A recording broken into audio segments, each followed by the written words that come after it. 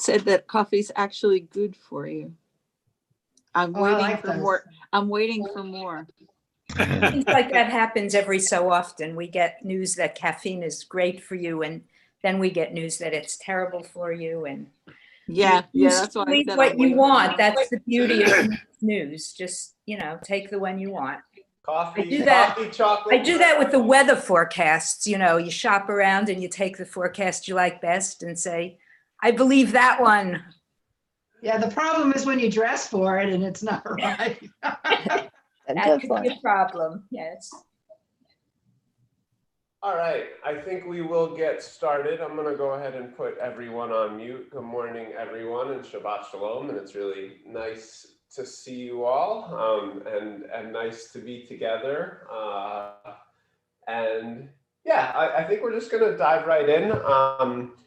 I've been, I think I announced this towards the end of last week's services, that this morning we're going to spend some more time kind of unpacking the events of the golden calf, which we'll read about in this morning's parsha, in Parshat Tissa. And so it's been on my mind a lot this week, just because it is like a really monumental, there's a lot of drama that goes into it, and I'll talk about all this a little bit more in the intro to the parsha. But it's just, we had the revelation probably at this point, like 3 or 4 weeks ago, right? And the 10 Commandments and the spiritual high point. And in our cycle, we've been on kind of like Moses has been up on the mountain that the entire time since, for those 40 days. And we, as kind of readers and followers of the text, have gotten the kind of sidebar of the instructions of the Mishkan and the priests and their roles and all that. And now Moses comes back down, and from really that high point, we get a really extreme low point. And so to think about how that transition happened is really kind of what I've been thinking about, and the connection between kind of the highest highs and the lowest lows. And so in kind of gearing up for the conversation we'll be having after this morning's Torah reading, I wanted to start with a poem by the Sufi poet Hafiz, and this is called Too Beautiful. The fire has roared near you, the most intimate parts of your body got scorched. So of course you have run from your marriage into a different house that will shelter you from embracing every aspect of him. God has roared near us, the lashes on our heart's eye got burnt. Of course we have run away from his sweet flaming breath that proposed an annihilation too real, too beautiful. And so thinking of those words a little bit in framing what we'll be reading later, and in framing our own human experience, right? How we embrace experiences of intimacy, and how sometimes we wind up kind of pushing them away and running away from them, and how these two things often exist in balance, or exist at the same time, even though it's not always in our best interest. And thinking about that in the context of this morning's Parsha and of course the events of the golden calf. So with that, we will begin with our services this morning. I'm going to invite Max Kirstein to turn on his video and unmute himself, and I am going to put the Siddur up on the screen, and we will begin this morning with Matovu. Matovu ochalecha Yaakov mishkenotecha Yisrael. Matovu ochalecha Yaakov mishkenotecha Yisrael. And we will continue at the top of page 65 with Birchot HaShachar, thinking about the series of movements and activities and blessings with which we begin each and every day. And if you would like, please rise. Baruch atah Adonai Eloheinu melech haolam asher natan lasechvin vina lechavin ben yom uvelayla. Amen. Baruch atah Adonai Eloheinu melech haolam she'asani b'tzalmo. Amen. Baruch atah Adonai Eloheinu melech haolam she'asani Yisrael. Amen. Baruch atah Adonai Eloheinu melech haolam she'asani ben chorin. Amen. Baruch atah Adonai Eloheinu melech haolam pokeach ivrim. Amen. Baruch atah Adonai Eloheinu melech haolam malbish arumim. Amen. Baruch atah Adonai Eloheinu melech haolam matir asurumim. Amen. Baruch atah Adonai Eloheinu melech haolam zokef kefufim. Amen. Baruch atah Adonai Eloheinu melech haolam rokach haaretz al hamayim. Amen. Baruch atah Adonai Eloheinu melech haolam she'asali kol tzorki. Amen.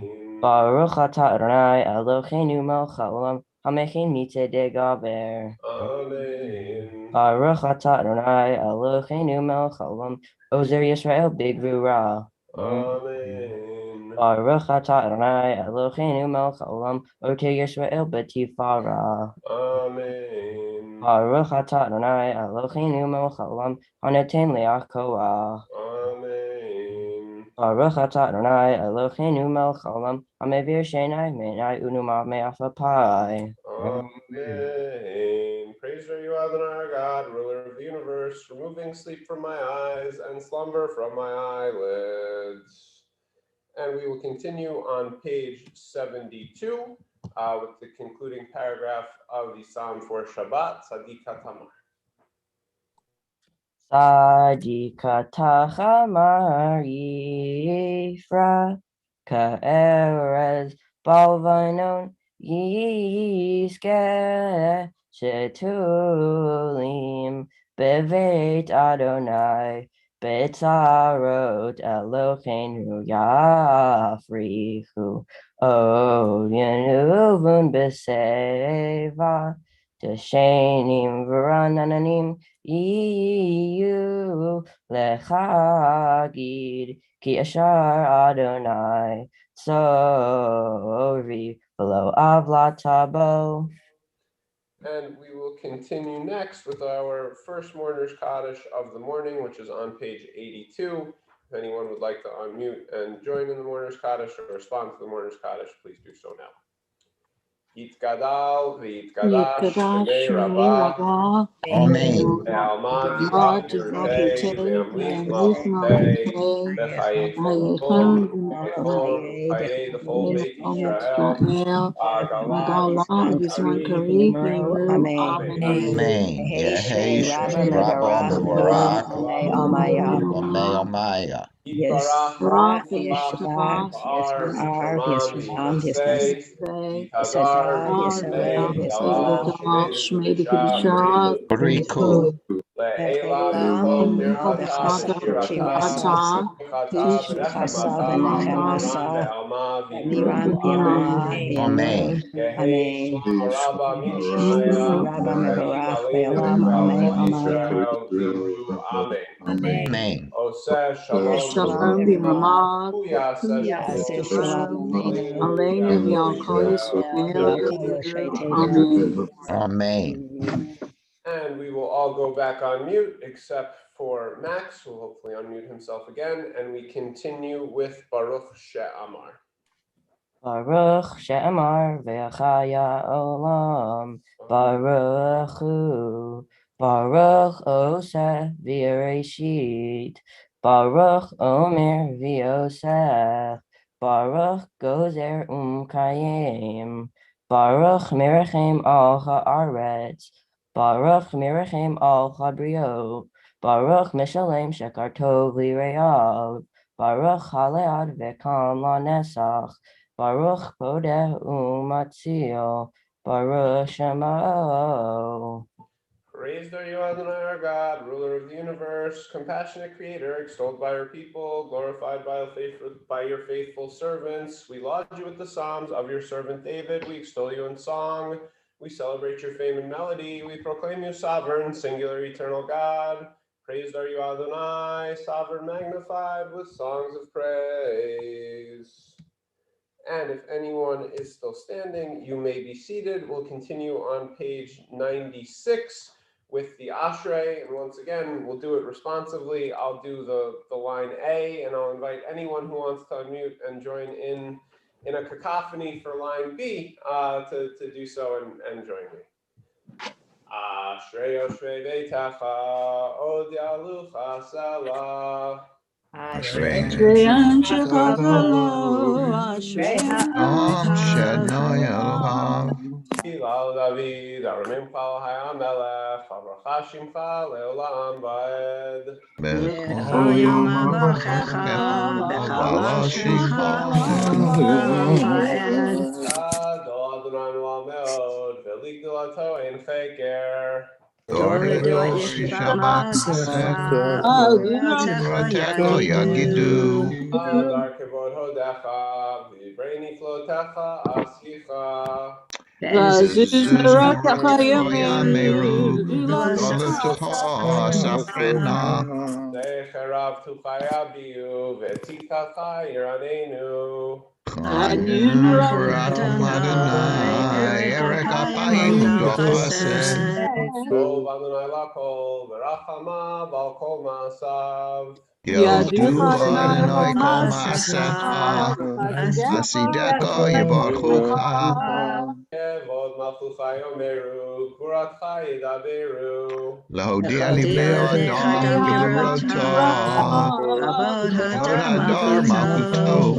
Malchutcha Malchut Kol Amim, U'Memshalcha B'chol Dor V'Ador. Kol Hanofim, V'Zokef Kol Hatufim. Einei Kol Echad Shaberu, V'Ata Noten Lahem Et Ochlan Be'ito. Kovei Chodeka, V'Chol Chai Rotzon. Tzadik Adonai B'chol Drachav, V'Chasid B'chol Ma'asav.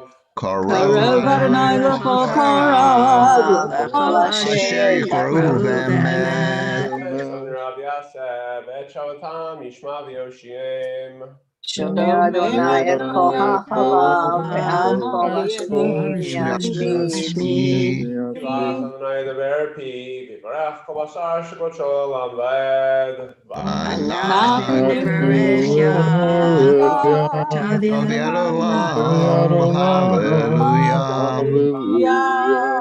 And we will go back on mute. Yasher Koach to everyone. Thank you for sharing your voices and participating. And we will continue on page 100 in the middle with Psalm 150. Hallelujah, hallelujah, hallelujah, hallelujah, hallelujah, hallelujah, El Bekocho. Hallelujah, hallelujah, Birki Auzo. Hallelujah, hallelujah, hallelujah, hallelujah, hallelujah, hallelujah, Bigurotav. Hallelujah, hallelujah, Kerov Gudlo. Hallelujah, hallelujah, hallelujah, hallelujah, hallelujah, hallelujah, Beteka Shofar. Hallelujah, hallelujah, Benevel Bechinor. Hallelujah, hallelujah, hallelujah, hallelujah, hallelujah, hallelujah, Betof Umachol. Hallelujah, hallelujah, Beminim Ve'ugav. Hallelujah, hallelujah. Hallelujah, hallelujah, hallelujah, hallelujah, B'tzil Tzei Shama. Hallelujah, hallelujah, B'tzil Tzei Trua. hanshama tehallel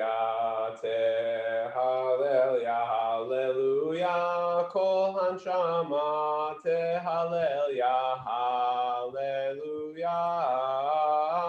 Kol hanshama tehallel hallelujah. And we will now skip ahead a couple pages to page 102 and continue down here about a quarter of the way with Az Yashir. If you would like, please rise. Az Yashir Moshe uvenei Yisrael et hashira hazot ladonai vayomru le'mor Ashira ladonai ki goga sus verochvo rama vayam ozi vezimrat yavayihi li lishua ze'eli ve'anvehu Elohei aviv aromenhu. And we'll continue in the middle of page 103, right before the box. Adonai imloch leolam va'ed. Adonai imloch leolam va'ed. Ki l'Adonai melucha Moshe b'goyim. V'alu Moshe partzon l'shvot et harisa. V'aytal Adonai hamelucha. V'hay Adonai lemelech al kol haaretz. Vayomer Adonai echad u'shemo echad. And we'll turn ahead to the middle of page 105. If you're standing and want to sit for a moment, please do so. El b'tachtumot uzecha, hagadol b'chvod shemecha, hagibor lanetzach, v'norah b'noratecha, hamelech hayoshev al kisei ram v'nisa. Shofen ad marom v'kadosh shemo v'chatu ranu tzadikim b'Adonai l'shrim navatila b'fi sharim titala divrei tzadikim titbarach uvilshon chasim titromam uvekerev kedoshim titkadash u'makalot ribivot amcha beit Yisrael. Brinat bashim chamokin b'chol dor vador. Shekin chovat koyer tzum lefanecha Adonai Eloheinu v'Elohei Avoteinu leodot la'alel shabech lefaer v'romim lahader levarech la'leu lekales al kol divrei shiro v'tishbachot David ben Yishai avdecha meshichecha. And on top of 106 we rise. Yishabach shimcha la'ad malkeinu ha'elam el chagdol v'kadosh b'shamayim v'aretz ki lechanei Adonai Eloheinu v'Eloteinu shiru shvacha halel v'zimra ozu memshlah netzach v'agvura tila v'tiferet kedusha u'malchut. Berachot v'hodaot me'ata v'yad olam. Baruch atah Adonai El Melech Gadol B'tish B'chot El Chahodaot Adon Haniflaot Habocher Bishrei Zimrach Melech El Ha'olamim. Amen. And if you'd like to unmute for the Chatzi Kaddish, please do so. Gadal v'itgadash shemei Rabbah. Amen. V'amad v'amlich malchutei v'chaychon v'machon v'chay l'chol Beit Yisrael v'agalav zman kariv v'imru Amen. Yehi Shmei Rabbo Mevorach Leolam Olam Me'omaya. V'yishtabach v'paruch v'naseh v'tadar v'tolei v'tolal shmei d'kudesha B'riku. Elam v'chol berchata v'shirata v'shvata v'nechamata d'amiran me'alma v'imru Amen. Baruchu et Adonai hamevorach. Baruch Adonai Havorach Leolam Va'ed. Baruch Adonai Hamvorach Leolam Va'ed. You may be seated. Baruch Atah Adonai Eloheinu melech haolam Yoter vorei choshech, choseh shalom, vorei et hakol. Praised are you, Adonai, our God, ruler of the universe, creating light and fashioning darkness, ordaining the order of all creation. And at the bottom of the page, we continue with Ein Kirkecha, which will lead into singing El Adon. Ein Kirkecha Adonai Eloheinu b'olam hazeh, v'ezlatcha malkeinu l'chayei ha'olam haba. Efes biltecha golenu mot hamashiach, v'yendo melech hamoshienu l'tchiyat hametim.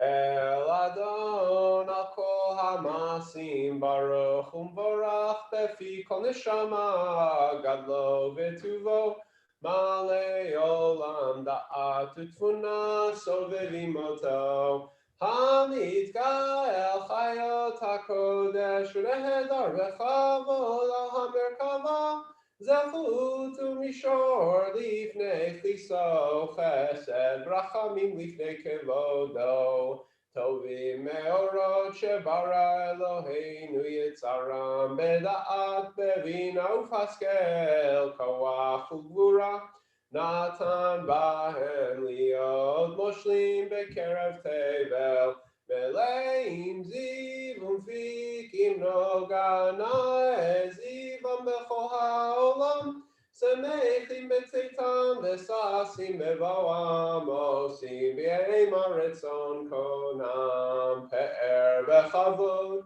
notnim lishmot tzala v'rina lezecher malchuto kara l'shemesh v'yizrach ora'a v'hitkin tzurat halvana Shevach notnim lo kol tzeva marom tiferet ugedula srafim v'ofanim v'chayot hakodesh nai nai nai yai nai nai nai yanai yanai Yai nai nai nai nai nai nai yanai yanai yai nai nai nai yanai yanai yai nai nai nai nai.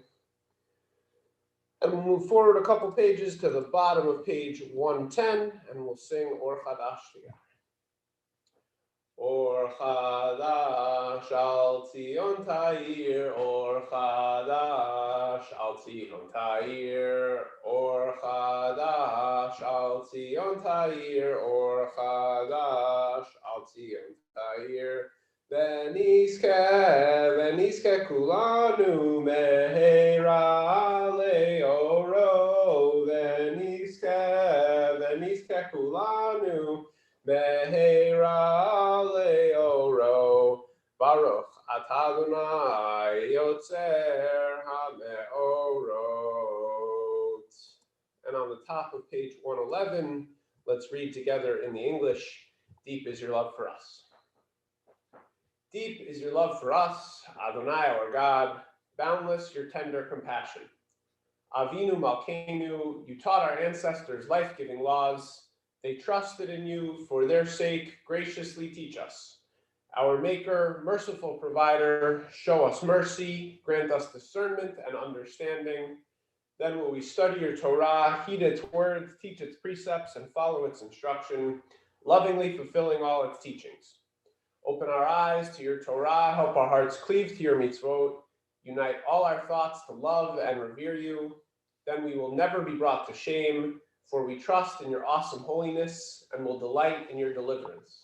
Bring us safely from the four corners of the earth and lead us in dignity to our holy land, for you are the source of deliverance. You have called us from all peoples and tongues, constantly drawing us nearer to you, that we may lovingly offer you praise, proclaiming your oneness.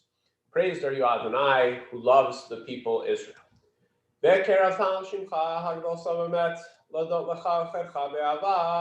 Baruch atah Adonai, habocher b'amo Yisrael b'yahava.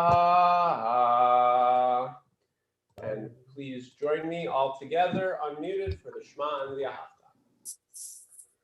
Shema Yisrael, Adonai Adonai Echad.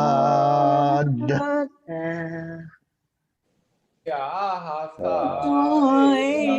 Adonai Elohecha, V'chol nafshecha, v'chol meodecha, hadvarim ha'eleh. Advarim Anochi mitzavcha hayom Anochi lecha. Mitzvah Hayom Nishinantam levanecha v'dibarta bam.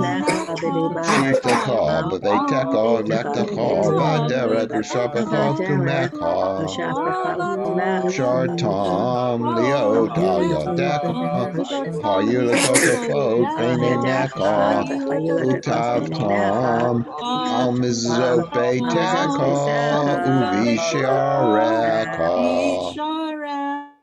והיה אם שמעתי שמוע מצוותיי אשר אנוכי מצווה אתכם היום לאהבה את אדוני אלוהיכם ולעבדו בכל לבבכם ובכל נפשכם ונתתי את ארצכם בתורה מקוש ועשת דגנך ותירשך ויצהרך ונתתי עשב ושדך לבנתך ואכלת ושבעת הישמרו לכם פן יפתח לבבכם וסרתם ועבדתם אלוהים אחרים ושחוויתם להם וחרף אדוני בכם ועצר את השמיים לא יהיה מטר והאדמה לא תיתן תבואה ועבדתם מהרה מעל הארץ הטובה שאדוני נותן לכם ושמתם את דבריי אלה אלוהיכם על נפשכם ושרתם אותם לעוד עידכם והיו תותפות בין עיניכם ולימדתם אותם את פניכם לדבר בם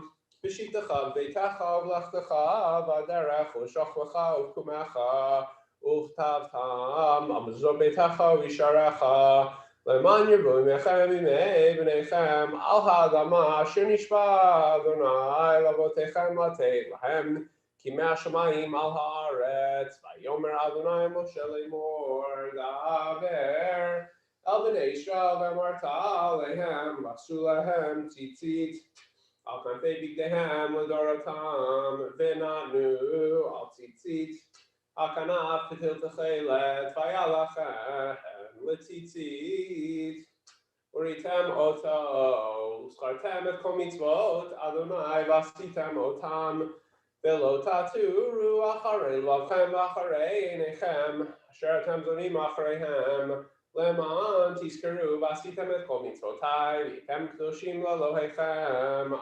אני אדוני אלוהיכם אשר הוצאתי אתכם מארץ מצרים להיות לכם לאלוהים אני אדוני אלוהיכם אמת אדוני אלוהיכם אמת. And we'll turn the page and in just a moment continue on page 114 with Micha Mocha.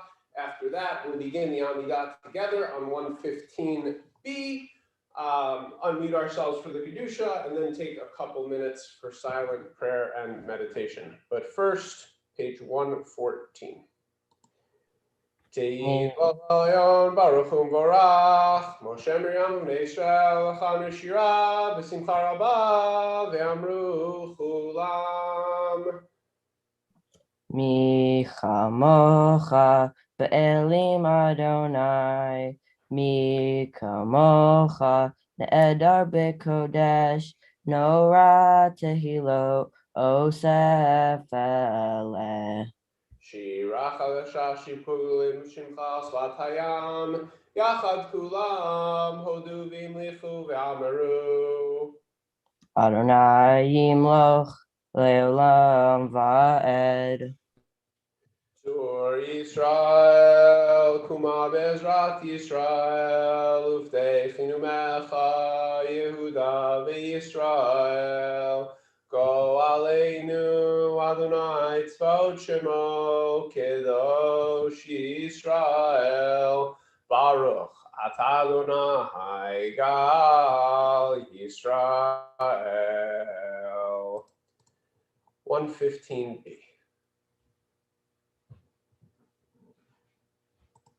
Baruch atah Adonai Eloheinu V'Elohei Avotenu V'Imotenu Elohei Abraham, Elohei Yitzchak, Elohei Yaakov, Elohei Sarah, Elohei Rivka, Elohei Rachel, Elohei Leah, Ha'el Hagadol, Hagibor v'Hanora, El Elyon, Gomel Chasadim Tovim, Vekonei Hakol, Vezocher Chasdei Avot v'Imaot, V'Mivigol Ivnei Bneihem, Leman Shemo B'Ahava, Melech Ozer Ufoked Moshiach Magen Baruch Atah Adonai Magen Abraham Ufoked Sarah Atah Gibor Leolam Adonai Mechayim Metim Atah Rab Leoshia Mashiv HaRuach Umorid HaGashem Mechalkel Chaim Bechesed Mechayim Metim Berachamim Rabim Somech noflim verofei cholim, umatir asurim, umekayem emunato lishenei afar, michamocha ba'al givurot, umido melach, melech memit umechayeh, umatzmiach Yeshua, B'ne'eman atah l'chayot metim, Baruch atah Adonai, mechayei hametim. Nekadesh Shimcha Be'olam, Kishem Shema Kishim Oto Bishmei Morom, Chakol Tuva Yad Neviecha, V'Korozeh El Zeh V'Yomar. Nekadesh Shimcha ba'olam, Kishem Shema Kishim Oto Bishmei Marom, Katuv Yad Neviecha, V'Korozeh El Zeh V'Yomar. Kadosh, Kadosh, Kadosh, Adonai Tzavaot, Lo Kol Haaretz Kavodo. Az B'Kol Rash Gadol, Adir B'Chazak Mashmim Kol, Mitnasim Lumasarafim, Lumatam Baruch Yomeru. Az b'kol ra'ash gadol adir chazak mashmim kol. Az b'kol ra'ash gadol adir v'chazak mashmim kol. Misnasim Liumasarafim, Misnasim Liumasarafim, Yomatam Baruch Yomeru, Baruch Adonai Omo. Imakomakom Alkenu Tofia V'Tim Lokolenu Kimakakim Anaknu Lok Matai Tim Lok B'Tzion V'Korobi Omenu Lilam Voyet Tishkon Tikadal V'Tikadash B'Tok Yerushalayim Ircha L'Dor Vodor On Netzach Nitzokim. David, Mashiach Im kom chamo kina tofia v'timloch alenu ki mechakim anachnu lach matai timloch b'tzion b'karav yameinu le'olam v'tishkon titkadal v'titkadash b'toch Yerushalayim ircha le'dor v'ador netzach netzachim V'yeneinu tirena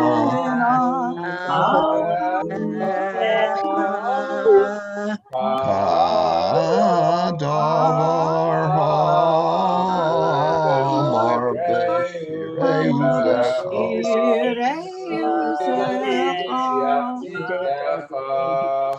Im lo kadonoi leolam Elohai Yixion L'dor v'odor Hallelujah. L'dor v'ador nagid godacha u'netzach tzachim b'dushatcha nachdish v'shivchacha Eloheinu pinoim u'shalom ved ki hamelech gadol v'kadosh ata baruch ata Adonai ha'el hakadosh.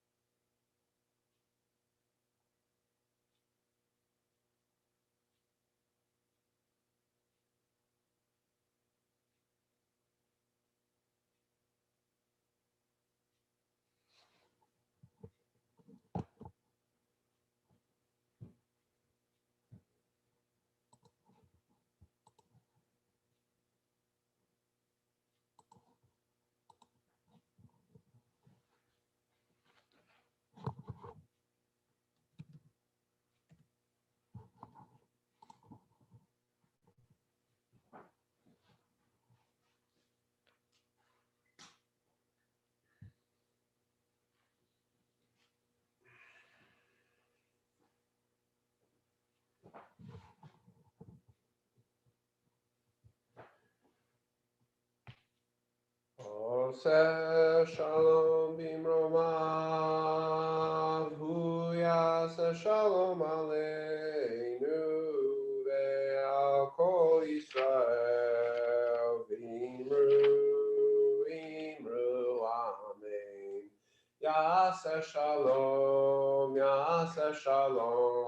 shalom aleinu ve'al kol Yisrael. Yaseh shalom shalom aleinu ve'al kol Yisrael. Yaseh shalom shalom aleinu ve'al kol Yisrael. Yaseh shalom shalom aleinu ve'al kol Yisrael. V'imru amen. And if anyone wants to unmute to respond to the full Kaddish, please do so now. I won't put it up on the screen. Yikadav yikadash me rabba. Amen. Amad yivrach pirtei v'amich malchutei v'chayefon v'machon v'chay v'chol beit Yisrael v'agalav v'zman kariv v'imru Amen. Eshmei Rabba Mevorah. Olam Barak Shabbat, Bar B'Shaman Minaseh, V'Tadar V'Klei V'Tolal Shmei D'Kudesha, Elam Mikol B'Chata B'Shirata, Shchata B'Nechumata, Damiran Be'alma V'Imeru. Amen. Yitkabel Tzonodon, B'Chol Beit Yisrael, Kadam Lohon V'Shmaya V'Imeru. Amen. Rav Min Shemaya, V'Chaim Aleinu V'Koisha V'Imeru. Amen. Oseh Shalom B'Mromav, Shalom b'mamav v'yaseh shalom aleinu v'yakol Yisrael v'yimru.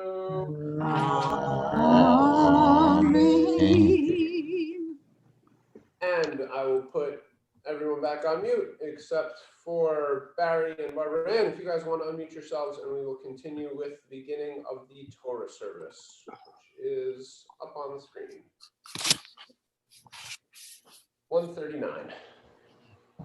Ein komoko ba'elim Adonai v'ein kemasecha malchusecha malchut kol olamim umemshaltecha b'chol dor v'dor.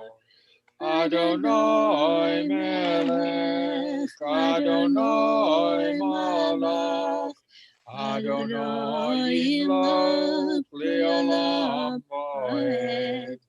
Adonai oz le'amo yitein. Adonai yivorech es amo v'shalom. Arachamim Iti koretzon koesiyon.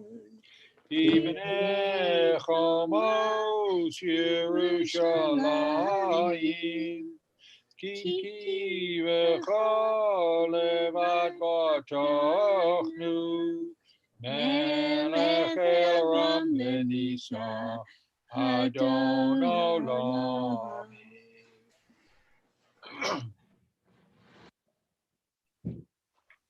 Vayihi ben Aharon vayomer Moshe Kuma Adonai v'yafutzu oimecha v'yanusu mesanecha mipanecha Ki mitzion tetzei Torah Ki mitzion tetzei Torah Udevar Adonai Mirushalayim Baruch shenasan Torah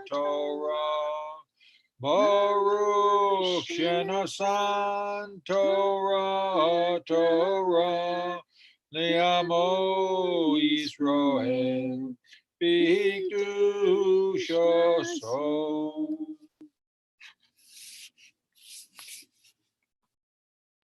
Thank you so much, Barry and Barbara and Yasher Koach, and of course also Yasher Koach to Max for his participation this morning, and Yasher Koach to everyone else who's taken themselves off mute and shared their voices and you know made services a little bit brighter this morning. Yeah, so we will be reading Parshat Ki Tissa this morning, and in some ways, you know, we can think of this morning's service almost as a tale of two cows, as it were, because we are going to be reading about the golden calf, and today is also a special Shabbat called Parshat Para, which literally means the portion of the cow, and that is not referring to the golden calf. That's actually referring to the fact that Pesach is coming really soon, and you know, historically in biblical and post-biblical times, in order to do the Korban Pesach, the Paschal sacrifice, you needed to be ritually pure. And in order to be ritually pure, you needed to do this ritual of sacrificing a red heifer, which is the special maftir reading this morning, which we'll get to afterwards.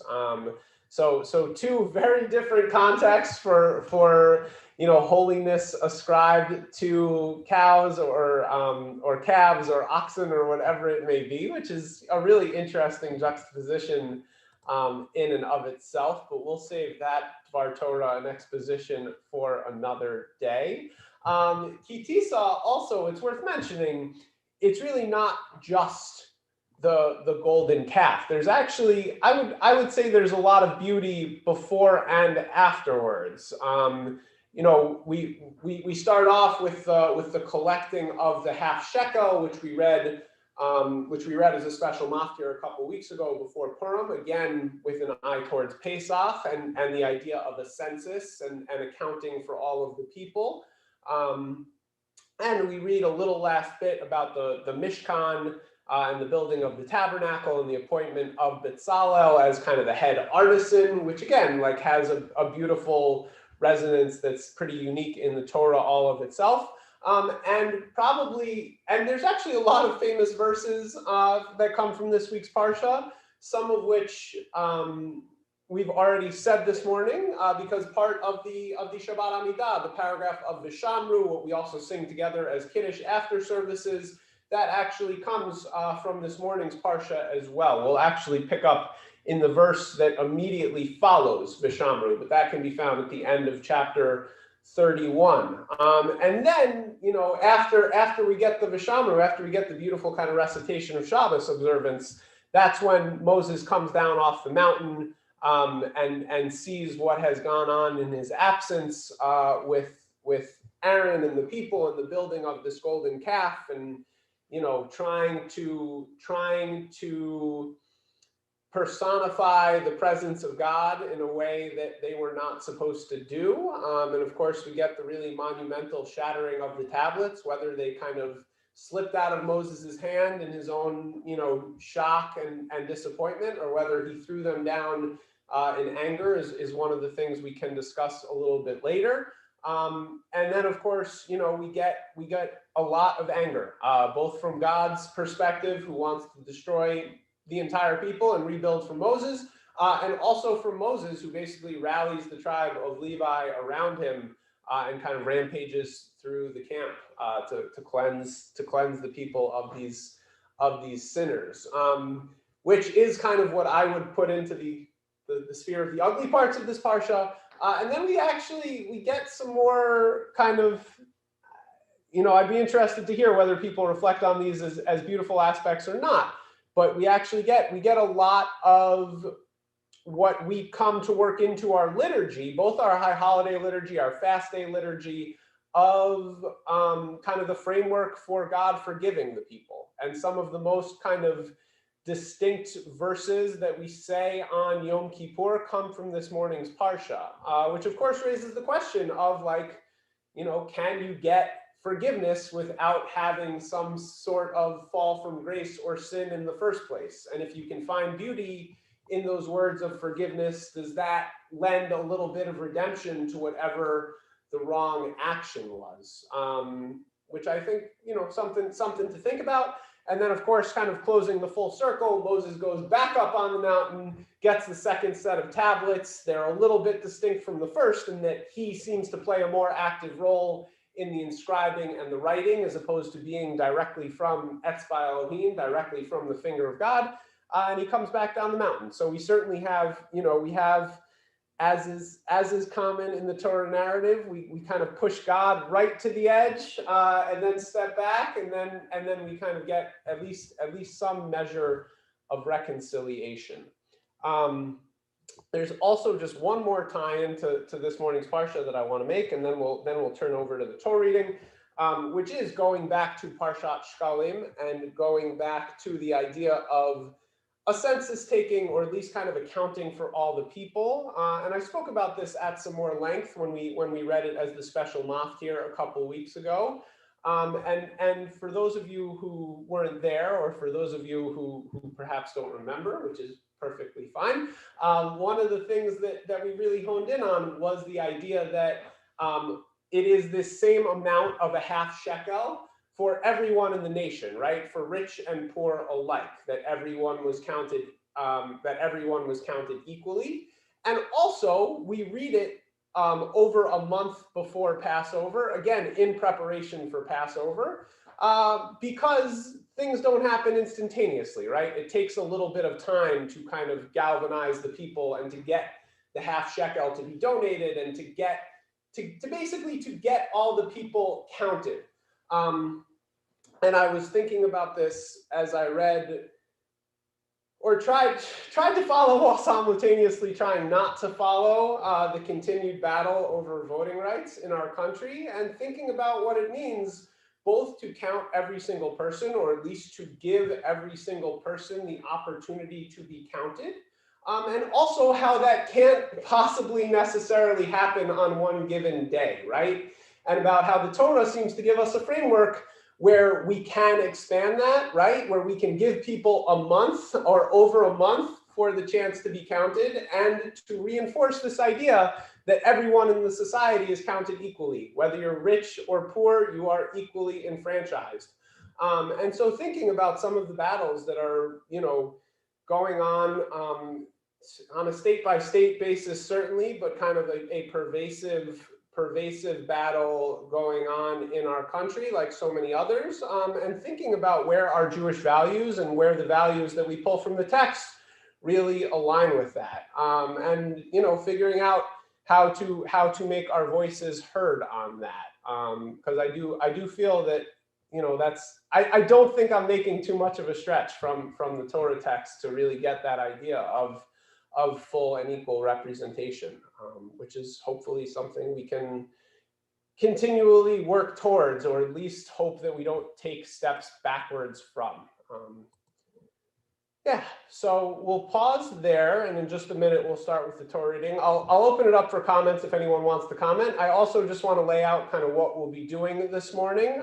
As I mentioned last week, those of you who have been members of CAA for any length of time, I think know that Joel from time to time graciously leads us in bibliodrama, which he will explain a little bit when we get to it. But it's basically a process of kind of putting our own voices into the characters we read about in the text, right? And kind of trying to use our own imaginations a little bit to contextualize what we read. And I think that the episode of the Golden Calf is a really rich opportunity for that, given the fact that it's really hard to tell kind of who's right and who's wrong. And there's just so much kind of emotion and fire coming in from so many different sides that I think it's a really wonderful opportunity to kind of get some more involvement and conversation and different thoughts from those of you here. So what we're going to do is we'll read through the Torah reading, because I want everyone to kind of get some familiarity with the text we're actually going to be talking about. And then we'll do the healing service, and then we'll do kind of the discussion and this bibliodrama aspect, and then we'll go back to the special maftir and the Haftorah, because I want to try to get to I know that sometimes, as we get past the hour and a half mark, that's when that's when it starts to get a little bit more difficult to kind of find yourself in the text and chime in with your voice. So I want to try to get to that a little bit earlier this morning. So that's the plan. Any questions or comments before we dive into the Torah reading? And like I said, we'll discuss the golden calf at length after we read through it. Yeah, Leah, if you want to unmute yourself.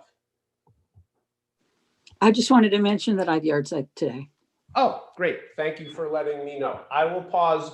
And so speaking of kind of the way we read through this episode and the way we treat this episode, it's traditional, as it is with many of the kind of more difficult passages in the Torah, to try to kind of go through them as quickly as possible. And there is this tradition, even though it is a very long aliyah, to read the episode of the golden calf all in one go, which actually, because of the triennial, we won't do. But I'm probably not going to pause till a little bit later on, just to make sure to try to honor that a little bit. And yeah, I'm also going to try to read a little bit more slowly so that people have a chance to follow along in the English and really, again, kind of internalize what's going on. Any other thoughts or comments before we get going? Great. So I will give everyone the chance to unmute so we can say the La'asok B'divrei Torah together to really show some gratitude and appreciation for being together this morning. And then we will turn to the Torah reading. Please join me. Baruch Adonai Eloheinu melech Olam, asher kiddushanu b'mitzvotav v'tzivanu la'asok b'divrei Torah. Amen. And we begin this morning on chapter 31, verse 18, which in the Eitz Chaim is on page 529. Amen. Vayitein el Moshe kechaloto ledaber ito behar Sinai shnei luchot ha'edut luchot even ketuvim be'etzva Elohim vayar ha'am ki voshesh Moshe laredet min ha'har vayakel ha'am al haron vayomru elav kum aselanu Elohim asher yelchu lefanenu kizeh Moshe ha'ish asher helanu me'eretz Mitzrayim lo yadanu mahayalo vayomer alehem Aharon parku nizmei hazahav asher beoznei neshechem B'nechem uvnotechem v'haviu elai vayitparku kol ha'am et mizmei hazahav asher ba'oznehem vayaviu el Aharon vayikach mi'adam vayatzar oto b'acheret vayasehu egel masecha Vayomeru Eile Elohecha Yisrael Asher Helucha Me'eretz Mitzrayim Vayar Aharon Vayiven Mizbeach Lefanav Vayikra Aharon Vayomar Chag Ladonai Machar Vayashkimu Mimachorat Vayalu Olot Vayagishu Shelamim Vayeshev ha'am lechol v'shato, vayakumu letzachek. Vayidaber Adonai el Moshe, lechret ki shichet amcha, asher heleita me'eretz Mitzrayim, saru maher.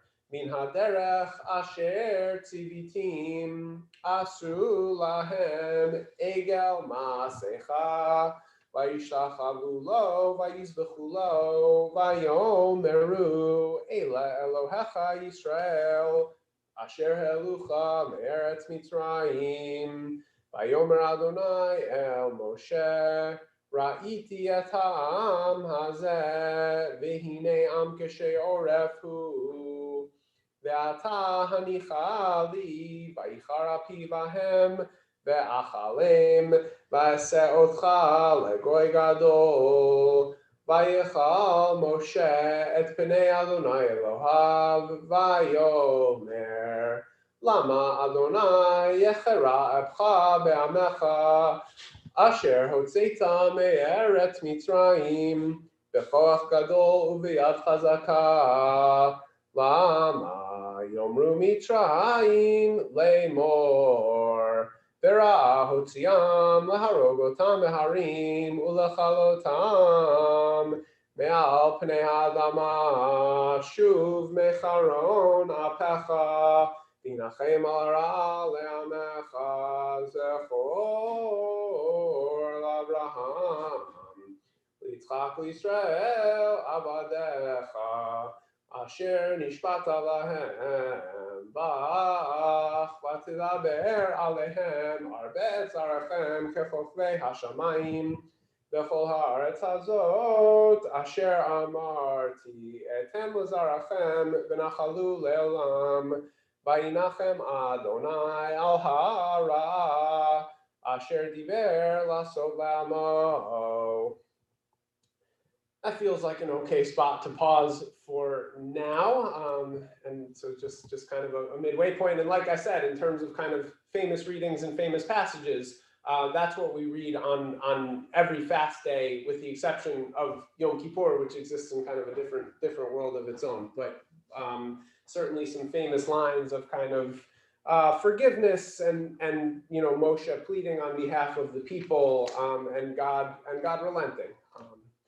So let's pause there. Leah, if you don't mind sharing the name with me, and we'll include the Almale. Yes, this is my uncle, who was raised like my big brother. He was only 10 years older than me, 20 years younger than my dad, my dad's half brother. His name is Herbert Saul, and unfortunately, I don't know his Hebrew name, nor do I have anyone to ask anymore. Okay. Do you know even his parents' like English names? Oh no, his parent. Well, I know his father is my grandfather Yisrael. His Hebrew name I know because it's my dad's Hebrew name. So we'll his mother was Yetta. Yetta? Yetta. Great, thank you. I don't know her Hebrew name. We'll go with what we got. Yeah. El Malei Rachamim Shochein Bamrumim Hamtzei Menucha Nechona Al Kadfei Ashchina B'malot Kedoshim Utarim Kezor Rakia Masirim Et Nishmat Herbert Ben Yisrael V'Yeda Shalach L'Olamo בעבור שאנחנו מתפללים בעד הזכרת נשמתו בגן עדן תמנוחתו. לכן בעל רחמים יסתיר בסתר כנפיך עולמים, ויצור ויצורכם את נשמתו, אדוני הוא נחלתו, וינוח בשלום על משכבו, ונאמר אמן. And if you wanna take a minute or two to share anything, Leah, please do. Yeah, thank you. I decided that I should add my uncle because he by choice has no children to say yahrzeit for him. He and his wife belong to Zero Population Growth, and they were both teachers, but on a higher plane. And they decided they were working with children all the time and did not need to add to the population. So they have no one to say yahrzeit for them. And my uncle, as I said, was really my big brother. We didn't live in the same household, but he served that function. We had dinner with the family every Sunday because we lived nearby. And he kind of took on that role. There were pictures of me toddling around at his bar mitzvah. I went to his college. I went to at least one college weekend with my grandparents when he went to Columbia on a sports scholarship in my family of engineers. He was varsity for 3 sports: football, basketball, and baseball. An odd thing in my family. He was very good, and in later life, tennis was his passion.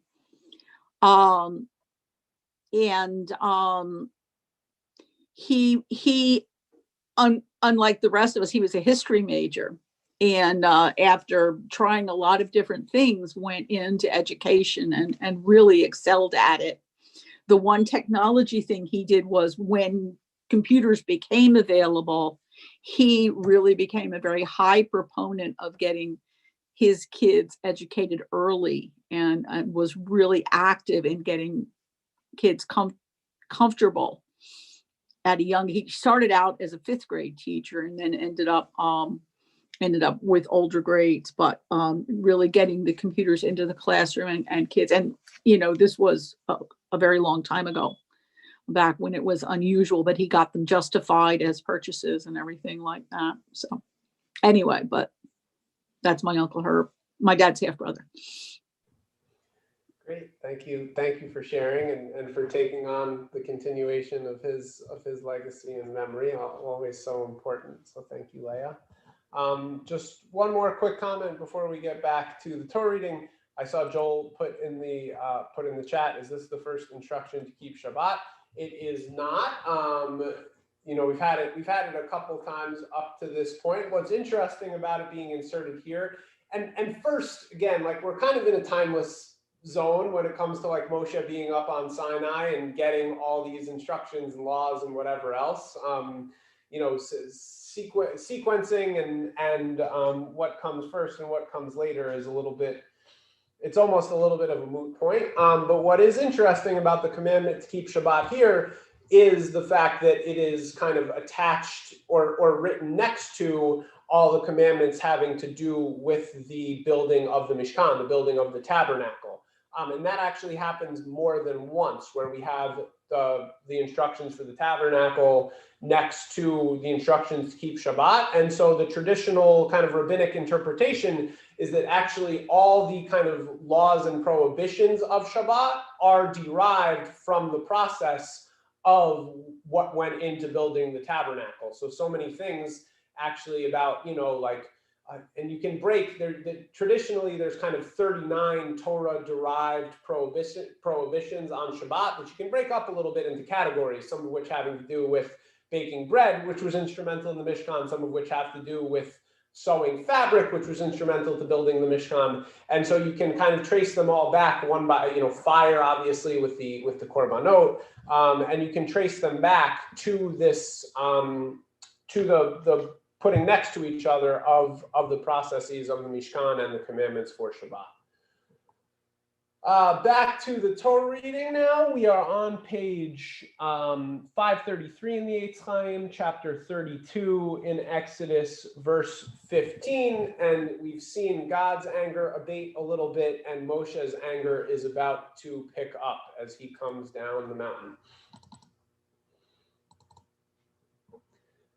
Amen. Vayifen vayired Moshe min hahar Ushnei luchot haidut beyado luchot ketuvim mishnei evrehem mizeh mizeh hen ketuvim behaluchot maseh Elohim hema behamichtav michtav Elohim hu charut al haluchot Vayishma Yoshua el kol ha'am bereo Vayomer el Moshe kol milchama b'machane Vayomer ein kol anot gevura ve'ein kol anot chalusha kol anot anochi shomea Vayihi kasher karav el hamachane Vayaret ha'egel umecholot Vayicharach Moshe, Vayishlech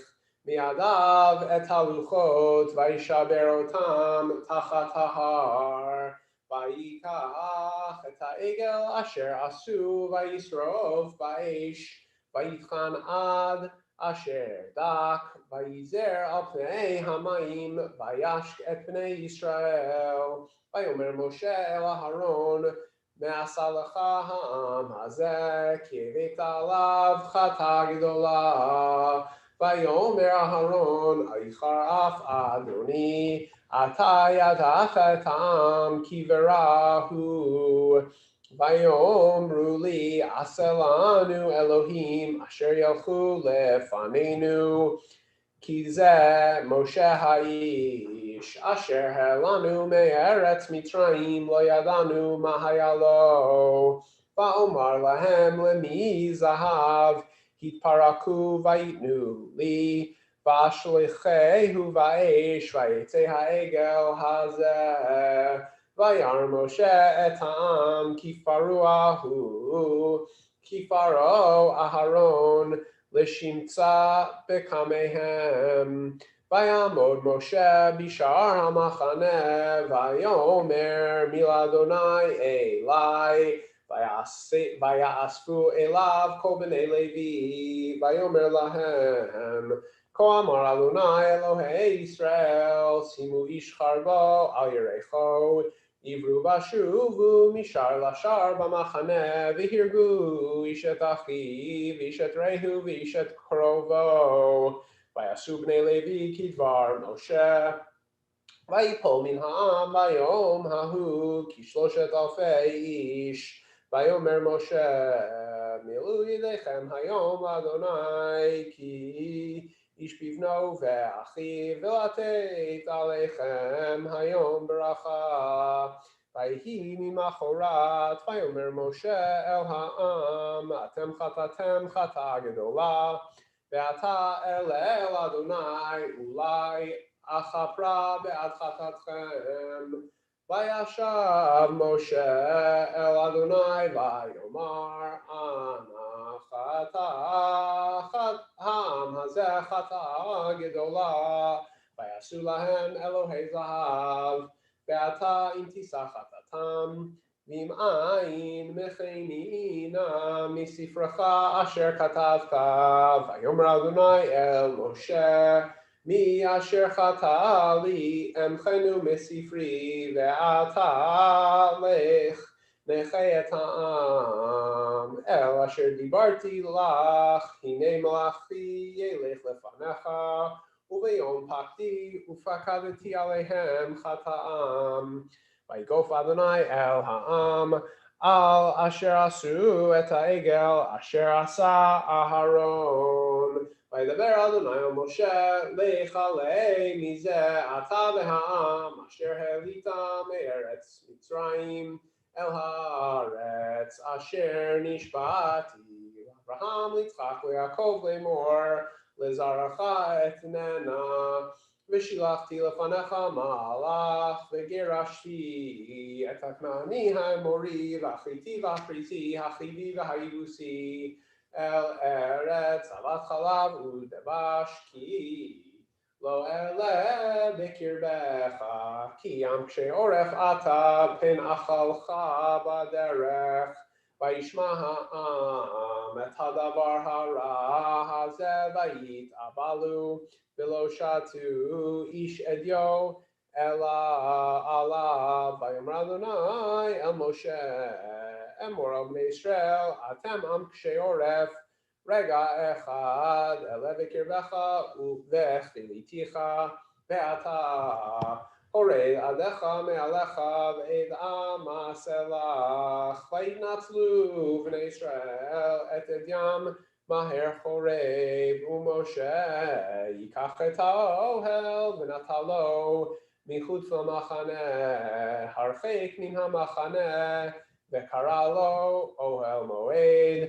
והיה כה מבקש אדוני יצא אל אוהל מועד אשר מחוץ למחנה, והיה כצאת משה אל האוהל, יקומו כל העם וניצבו איש פתח אוהלו, והביטו אחרי משה עד בוא האוהלה. והיה כבוא משה האוהלה, ירד עמוד הענן ועמד פתח האוהל, ודיבר עם משה. וראה כל העם את עמוד הענן עומד פתח האוהל, וקם כל העם והשתחוו איש פתח האוהל. V'diber Adonai al Moshe panim el panim kasher yidaber ish arehu v'shav el ha'machane u'mishareto Yoshua bin Nun na'ar v'lo yamish mitoch ha'ohel. And we will pause there with Torah reading for this morning. An interesting place to pause. I'll give just one last comment, and then we'll go over to the healing service. What picks up next in the Torah reading is Moshe asking to see God kind of as directly as possible in a face-to-face way. And so I think it offers, and whether that is physical, whether that is metaphysical, it offers another really interesting contrast to everything that's going on in this parsha, right? Like the people fail in wanting to conceive God in a different and more personal and more physical way. And after, again, getting to this precipice of like destruction and utter ruination of this relationship, Moshe's reaction as the one who has saved them and has also really connected closely to God already, asks to push that relationship a little bit further in a way that, at least in the text, is given as kind of a physical manifestation. And of course, God turns Moshe down, but it's just like it's really hard to tell kind of who's. It's not even right or wrong. Like, it's just hard to tell what need is being asked for and what is and is not being met. And hopefully we can reflect on that in just a couple minutes. But for now, we will pause, and I will ask Sharon to unmute herself and take us through the healing service. Oops. Okay. So let's begin the healing service, please, with the song that we always use for beginning the healing service. Please join me if you would like to. Mi sheberach avotenu mekor habracha limotenu. May the source of strength, who bless the ones before us, help us find the courage to make our lives a blessing, and let us say Amen. Mi sheberach imotenu mekor habracha la'avotenu. Bless those in need of healing with refuah shlema, the renewal of body, the renewal of spirit, and let us say Amen. Mi sheberach avotenu ve'imotenu, Avraham, Yitzchak, v'Yaakov, Moshe v'Aharon, David u'Shlomo, Sarah, Rivka, Rachel, v'Leah, Bilha v'Zilpah, hu yivarech v'yirafeh et hacholim, b'nei Avraham v'Sarah, b'nei Adam v'Chava. May God, who blessed our ancestors, bless and heal all those in need of it now. Bronson de Stadler, Simone bat Camille, Shoshana bat Pinchas v'Chana, Eliyahu Betzalel ben Pinchas v'Chana, Nancy Peace, Louisa McCleary, Mayor Ben Fega v'Aaron Yitzchak, Dennis McCleary, Jess Kramer, Alexis Watson, May Daub, Bob Jelly, Bruce Mallory, Alan Mann, Barbara Dowd, Yaakov Chaim Ben Herschel, Yitzchak v'Batya, John O'Brien, Jacques Mansey, Carol Barker, Catherine Doloff, Ken Bosey, Chana Bat Rivka, Lorraine Daniluk, Denise Stelmack, Dennis Montini, Yitzchak Ben Yisrael, Madeline Blake, Rachel Barcelona, Corey Brown, Kara Smoley, Adam Stander, Fotios Rallis, Chana Esther Bat Ayala Hadar, Batya Bat Neshama V'Meir, Zohar Veret, Sue Jocelyn. Obviously, there are so many more. Let's include the names that we know of at this point and hope for and wish for and pray for healing for all those whose names we don't know as well. And if anyone has names they want to include, if they want to let me know, we'll go around. Yeah, Joan Steinberg. On Azema, my mom's neighbors, Karen and John, who both have COVID, and Lynn and Pete Meltzer. Angie. Meshulam Ben Hava, Arthur Stern, Francis Yadlin. Thank you. Bob Mandel. Selima Jones Staley, Kurt Curtis, Carol Freeband, Ruth Hirsch, Kathleen Harney. Mike. Avraham Ben Miriam and Dina Bracha Bat Miriam. Right. Thanks. Pastors. Adela Bas Berle Fred Camaro. Jen De La Rosa, Chaya Yehudit Bat Ruvain Eliyahu Halevi Ve'edelnesha Edelnesha Bat Zev Ve'etanesha Avraham Ben Zev Ve'etanesha Chaya Sora, Anita Wilson, Danielle Rutes, Judy Kindling Caravan, Andrea Bursack Leung, Kate Leung, Woody Leung, Pam Matson, and that's it. Thank you. Anyone else who had a name that I've missed?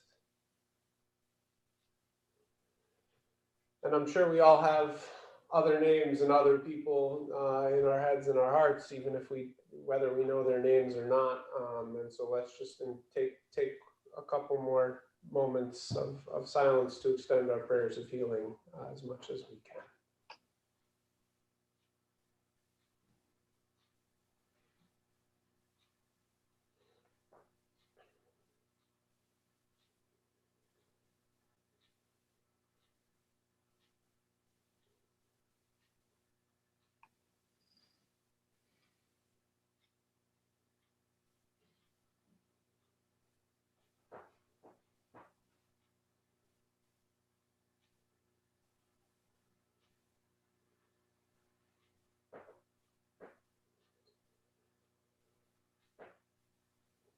Sharon, whenever you're ready.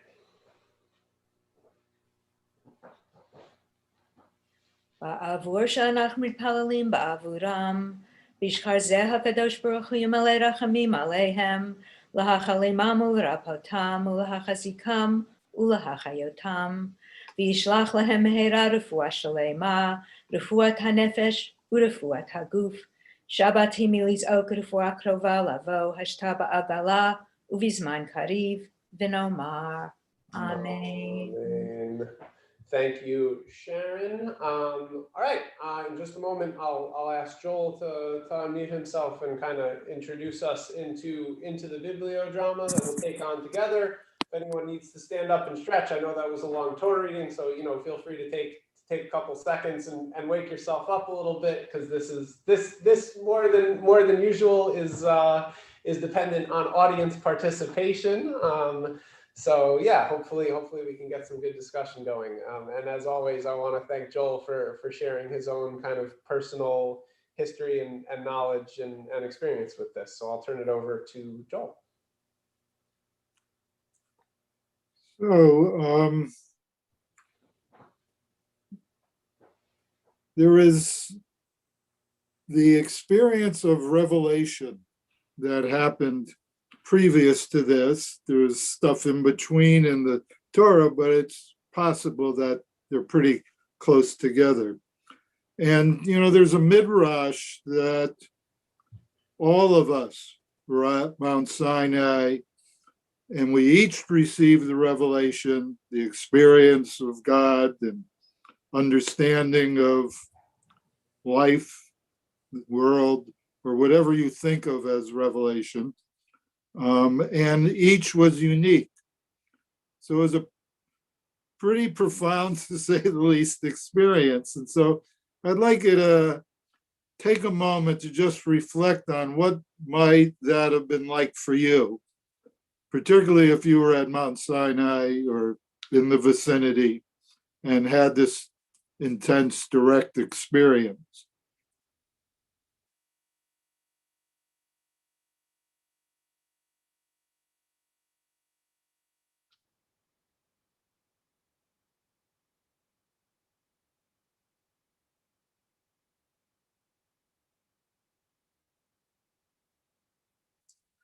I'll just share with you that when I reflect on this each day in my morning prayers, I always get kind of the chills each time I stop and think about this.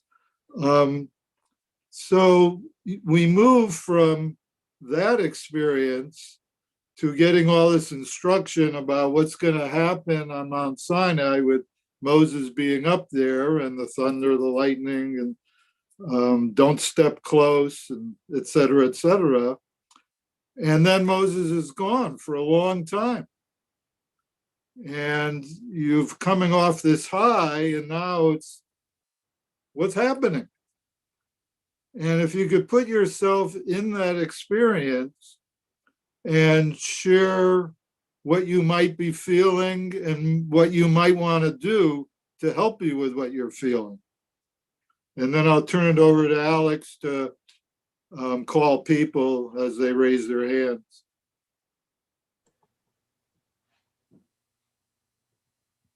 And so, Joel, the last piece just before people chime in is usually the way we do this is you kind of declare which character you're playing out, right? And so in addition to kind of putting yourself in one of the people's shoes, you know, if you want to try to take on Moses's perspective or Aaron's perspective, or even God's perspective in a way that doesn't feel, you know, like you're pushing the envelope too much.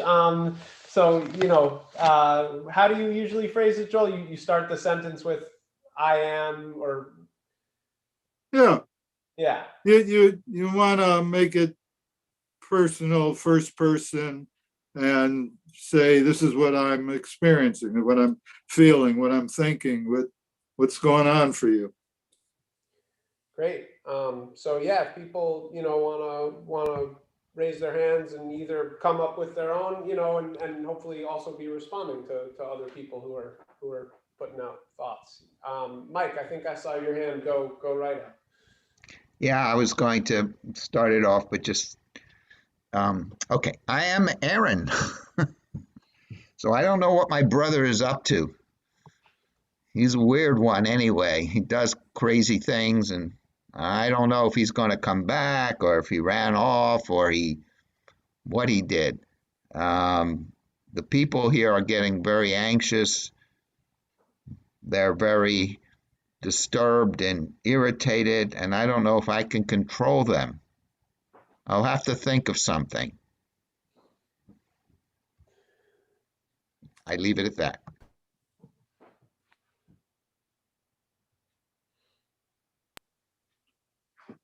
Well, I say I'm one of the people. I felt really, really good. And now things seem to be falling apart. I don't know what to do. I want to get back to that good feeling with God. And my main conduit is Moses, and he's not here. And I'm scared. And I got to do something. I'm so shook up. Maybe Aaron has a good idea. I need for him to do something. I need to turn to my fellow people and say, we got to do something.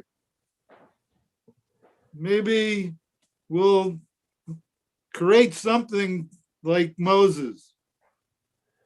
I see Bruce and then Joan Nagler and then Joan Steinberg.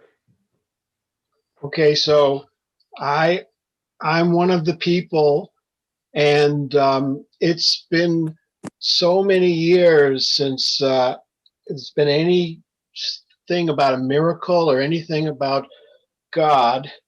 Newsweek magazine just came out and said the headline is "God Dead," and I wonder if he is. I've stopped going to shul. I don't practice any religion, And the only thing I do is I live for my business. Thanks, Bruce. Joan Nagler. My name is Rachel.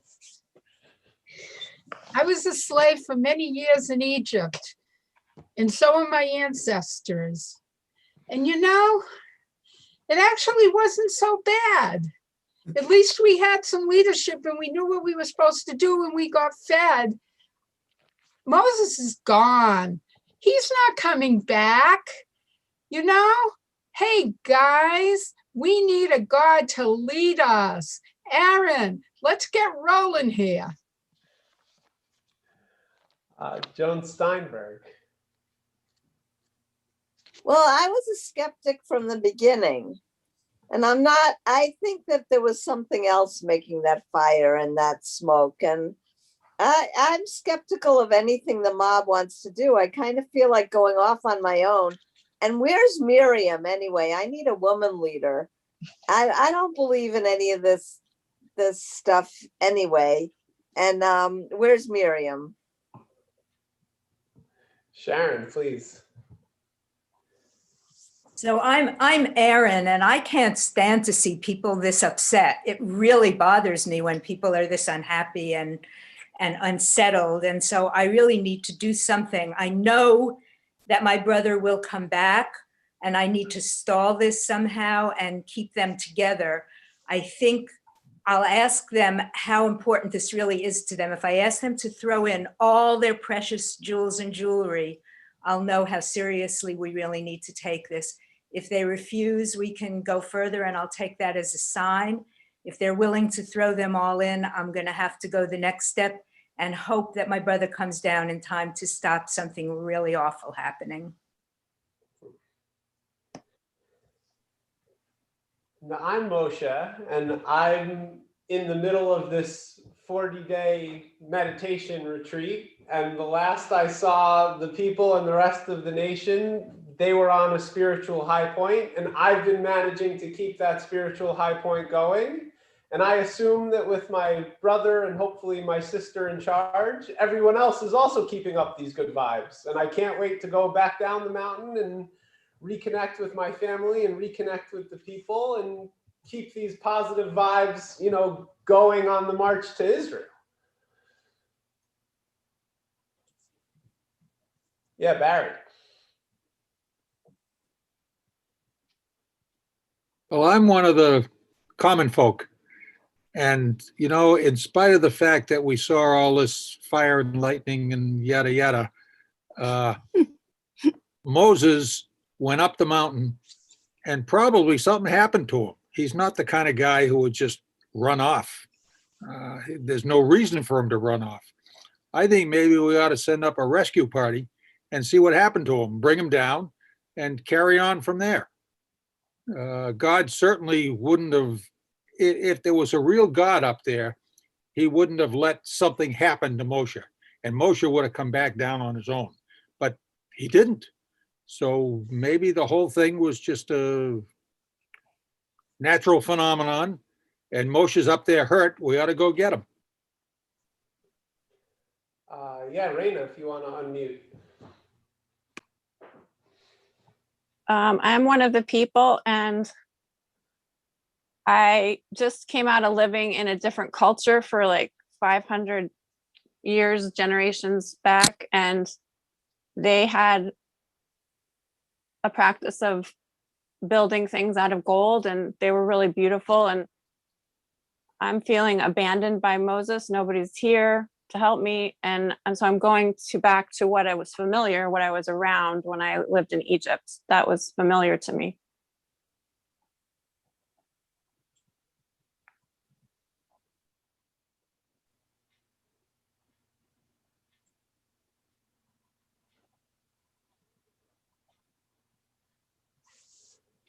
Also, folks can, I mean, we can take another couple minutes if we want, or we can kind of wrap up and I can share some reflections.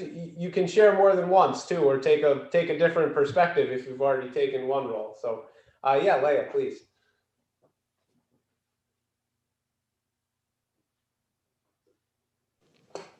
Sorry, I had to find the unmute button.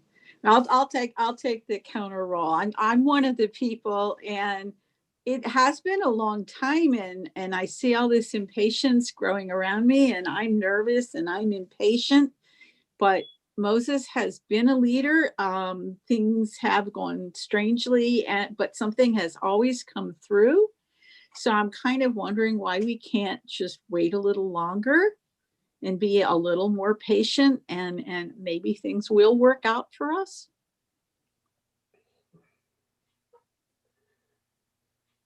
Thank you, Leah.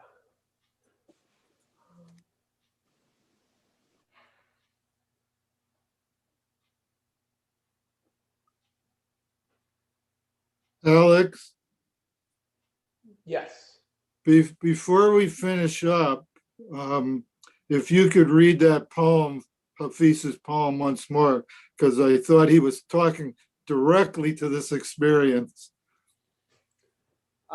Yeah, of course. And then I'd like to share a couple reflections, both on what we said and some kind of classical conceptions of the sin of the golden calf, just to give a little context to a lot of what people were saying. Any other voices you want to share, or roles you want to fill before we transition? Yeah, Bruce, please. I just wanted to comment, if I'm Moses and I say, if thou wilt forgive their sin, if not, blot me, I pray thee, out of thy book which thou hast written. And as Moses, I think of Abraham, who argued with God about Sodom and Gomorrah, and Jacob, who wrestled with the angel. And I say, God did not make us just to do what God said. We need to also talk to God. Thank you, Bruce. Yeah, Mike. I just wanted to tie this into contemporary things. I'm not trying to be political, so please don't take it as that. But I'm a current citizen of this land. And January 6th has come and gone. March 4th has come and gone. Maybe it's time we need a new person to follow. Yeah, thank you, Mike.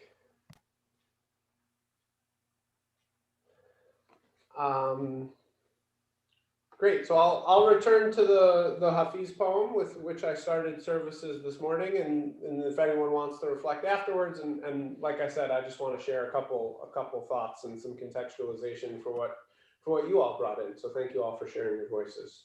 So this is called Too Beautiful. The fire has roared near you. The most intimate parts of your body got scorched. So, of course, you have run from your marriage into a different house that will shelter you from embracing every aspect of him. God has roared near us. The lashes on our heart's eye got burnt. Of course, we have run away from his sweet flaming breath that proposed an annihilation too real, too beautiful. And Joel, do you want to share anything else before I kind of take it back over? Nope, go right ahead. So a couple things, both in terms of kind of, like I said, classical conceptions of this, and some of the things that I'm so glad that you all were able to bring in. So the rabbis don't know what to make of this. There's all kinds of controversy of kind of who is at fault at the end of the day. There's almost, kind of evenly split between two camps that throw Aaron right under the bus for kind of pushing this problem along and making it worse while Moshe was gone. And the other side of the argument that says things were about to get out of hand and Aaron did whatever he could to kind of retain control and I'm sorry if I don't remember exactly who said what, but as some of you said, like, try to kind of just bide time until Moshe came back, because Aaron always knew Moshe was coming back. And one of the things that basically is conceived as being at the root of this problem is that the people always knew that Moshe was going to be up on the mountain for 40 days, but they miscounted. And so what they thought was day 41 was actually day 39 and 40 or 40. And it was that one extra day where they were kind of looking at the clock and saying, oh no, we're being stood up, he's never coming back. When Moshe thought that he was kind of right on time, when things kind of hit the fan and the people fell apart. The two other things that were really striking me throughout this is first of all, Joel, just when you framed it, you know, we do have that really classic midrash that everyone was at Sinai, right? That all of the people of Israel for all time were there at Sinai and received the revelation. What I've certainly never thought about before was exactly how long were we all at Sinai in the eyes of that midrash, right? And if we were there on day 1, were we also there on day 40 when the faith kind of broke? And if we were, you know, participants in receiving the covenant, you know, were we all kind of also there in this breaking of the covenant? And is it really kind of part of that same integral human and Jewish experience? I don't, you know, that's not something I've ever really thought of or heard before, but I think having you bring that in to frame it really kind of opened that up for me in a way that I never have thought about it before. And then in the way that I'm really glad that we kind of did try to place ourselves within the story a little bit. And just the other thing I want to reflect on, and I think I've mentioned this kind of a couple times leading up to it, right? How much of this incident really is about Moses's leadership, right? What causes the people to really have this crisis of faith is Moshe being gone. What they're trying to do is embody God and represent God in a way that God doesn't like. But the reason they need to do that isn't because they think that God is necessarily gone from their midst. It's that they think that Moshe, who is their conduit to God, is gone from their midst. And then thinking about kind of the scale of Moses's reactions and the progression of Moses's reactions, so much of what this portion is really about is about leadership and about the way leadership reacts, right? Moshe's first instinct is to go save the people, right? To go toe to toe with God. And as someone mentioned, kind of thinking of, I think this was you, Bruce, thinking of, you know, Moshe's ancestor, Abraham, who's willing to go toe to toe to God to save the people. And Moshe does that same thing. But kind of the compassion and forgiveness that Moshe asked for from God, he then isn't really too willing to express himself, right? It's Moshe who comes down off the mountain and goes on a destructive spree. And you can almost think of it as like, you know, he's coming back in and he's saying, you guys embarrassed me. I went away and, you know, Mom and I thought we could go on a nice vacation for 2 nights and you threw a huge party and trashed the house. And so it really is this kind of like this up and down of Moshe displaying some real compassion and some really kind of empathetic leadership qualities, but then maybe going back to this really personal and fiery reaction where it's like, well, this is also a reflection on me, and that aspect of it I'm not willing to let pass, and so I need to let out that destructive impulse. I think is another just really interesting kind of lens to view this through. Joe, not only the Levites were spared. I think the number of people that is, you know, recorded as being killed in the Levite rampage, as it were, is like 3,000 throughout the nation, which on the scale of biblical plagues is actually, you know, not that ridiculously high. So the structure of the 12 tribes is still preserved, and, you know, of course, but the Levites are given credit as being the only ones who did not participate in the sin, which, yeah. And then, Mike, did you have something you wanted to say about that?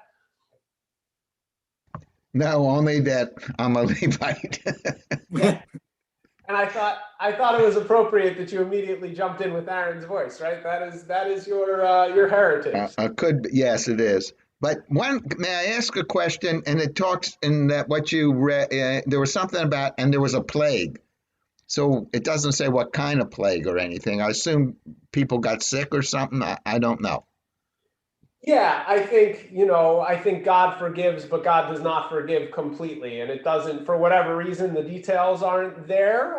But there's kind of the human Moshe-led retribution, and there still is some divine retribution. There's also, there's this kind of, it almost flies under the radar, but there is, Moshe's reaction is he takes the golden calf and he grinds it up and he makes the people drink it.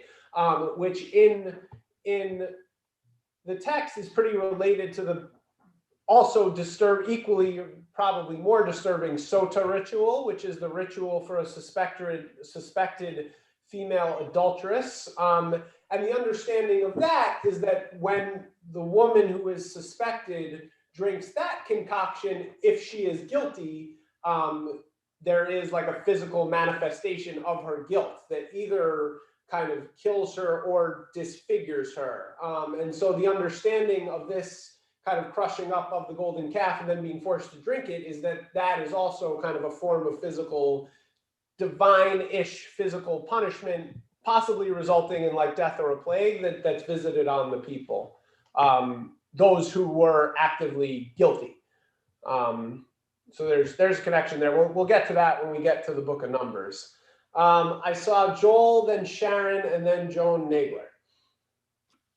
First of all, I'd just like to say thank you so much for people's participation. It was, I thought, a really rich sharing and a lot of good viewpoints.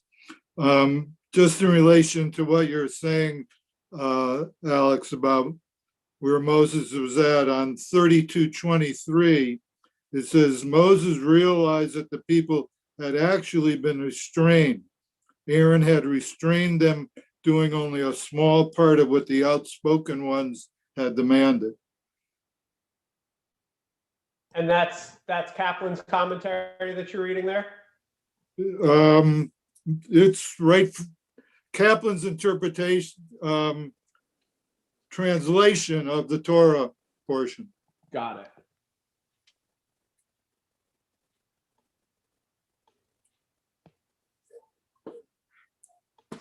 Yeah, I think that is his interpretation a little bit more than it's kind of the simple meaning of the text. But yeah, I do think there is that room for kind of wiggle room of, was this as bad as it could have, was this the worst that possibly could have happened, or could it have been a whole lot worse and there was some mitigation and restraint? Yeah, Sharon, please.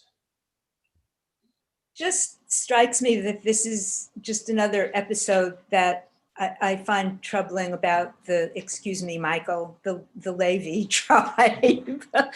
I mean, they seem to always come through in a very bloodthirsty way, starting with the original, Levi and his brother Shimon at his side. And here we are again. It's the Levites who go and massacre all the sinners, and they get sort of to be the holy ones. But I mean, I don't find it particularly admirable.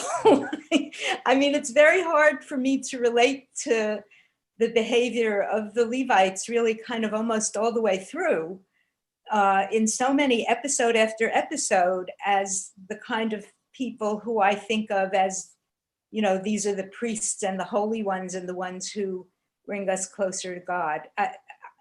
I don't know. It's an ongoing question for me, and I'm sure there are many instances the other way, but Pinchas and the whole business is just troubling to me. Yeah, I think that is very fair and very present, and there is, I do think there's a very explicit connection between this episode and the episode of Levi the brother going in and massacring, after what happened to his sister Dinah. And yeah, there is discomfort there. I certainly don't think it reflects on Mike or any other, person who is of Kohanite or Levite descent. but it's a really good question, and it's a good question of that tribe is always set apart, right? And the question is why? And is it because they have these violent tendencies? It's because that when things are running well, they're able to put those violent tendencies aside and wholeheartedly serve in an elevated capacity of holiness. But when it becomes clear to them that zealotry is needed, they're able to rise to the cause of zealotry, which in the 21st century is really difficult, but 3 millennia ago, with a God who is sometimes a little bit more kind of jealous and vengeful than we might want to relate to, was really a necessary kind of role for someone in their society to take on. I don't know. There's a lot there for sure. Yeah, but we didn't get any land. They did not get any land. We were going to hear from Joan Nagler and then up to Bruce and then Raina. Yeah, so I don't know, sorry, forgive me if this has already been said, but I've been reading a commentary from Yehuda Halevi, the philosopher, and his assessment was that only 3,000 out of 600,000 people liberated from Egypt were actually approached Aaron about forming the golden calf. And he continues to say that it's because they were desperate, frustrated, confused, and they actually divided into angry groups of parties, sort of differing from one another over what should be done. And it was really a vocal minority that pressured Aaron into taking their gold and forming it. So I just thought that was interesting, because for years when I read this, I just figured it was everybody. But this is what Halevi says. Yeah, and I mean that I think that does match up with the text. Like we said, that's the 3,000 people killed by the Levites, and I do think also that goes back to the idea of zealotry, right, and what its role is, and kind of the fear of what a bad apple, or in this case, 3,000 bad apples would do to the greater bunch, and so how Moses and the Levites chose to expunge that voice is maybe we're not comfortable with it, but I think we can understand kind of where it's coming from, and also to go back a little bit to what Mike was saying, and connections to contemporary society and what goes on in our society, right? It's the fringe elements don't represent the mainstream opinions, but that doesn't mean that they can't cause a hell of a lot of trouble, right? And so thinking about kind of what voices land where on the spectrum and how much influence they have, and how do we counter that influence, hopefully not in ways that involve massive plagues or incredible violence, but thinking about how we react to those kind of fringe minorities that have the potential to cause massive amounts of disruption. Yeah, let's go to Bruce and then Raina. So some people believe that every word of the Bible, of the Torah, was transmitted to Moses either in writing or in the oral. And some people believe that all of it is divinely inspired. And some people believe it's a collection of writings and philosophy and so stories of a people. I tend towards the middle, towards the latter, more so. And then I think that maybe we have the Pinchas and we have the Levites killing everyone. We have many instances like that. But we also have, like I pointed out, Moses wrestling or arguing with God to be more lenient, Abraham doing the same, and maybe those two are opposites, polar opposites, and they may be inconsistent, but maybe that's both of them don't have to be accepted equally. Yeah, and I think that's a nice point. And I think also, like, regardless of where on that spectrum you fall in terms of where you believe it came from or originated from, right? You can still treat everything in here as if it's there intentionally, right? And as if it's there to teach us something. And so, you know, whether you need to hold a certain passage that is disturbing you in context with another passage where you can try to find some redemption, or, you know, kind of create your own, you know, a little bit of editorial valuation. Like I do think, you know, I think that's valuable levels of introspection there. Raina, please. Well, I was just going to say that what I take away from this, that I can like hold as something to teach me, is that when Moses came down with the commandments, you know, one of them, I think the first one is thou shalt not kill, or somewhere in there. I'm not sure which one's the first one. I'm so uneducated, but anyway, thou shalt not kill, right, is in there. And then he comes down and breaks them in his anger and tells people to kill each other. And so for me, what I hear in that is there's danger in anger, that we can, if we act in anger, we can, you know, not follow God's will when we just got the message from God of what we're supposed to do, and we can go and do the exact opposite. Yeah, that's beautiful. Thank you. It is not the first one, but it is definitely in there. So you're right on. And I do think, you know, like there is, breaking the tablets was largely a symbolic gesture, but I think it's a really interesting point that you bring up, that it also led to direct violation of what was in the tablets, but possibly in response to direct violation of what was in the tablets of not having, you know, another god or making an idol. So yeah, the push and pull between that is fascinating, but certainly kind of, and again, in dealing with our own anger, like, how do we vent that, and what is the symbolic gestures we make, and, you know, that can that be enough or not, or do we need to really kind of embody it and let it go in a different way, and how does that affect other people? I think that's great. Leslie, and then back to Sharon. Guess we'll just go as long as we need to, and, you know.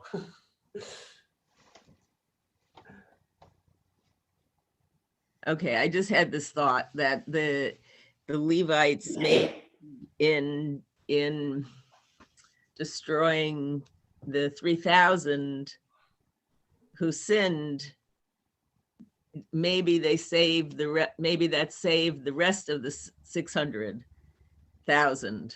It's like the people who stormed the Capitol, you know, the National Guard were brought out to protect the rest of us.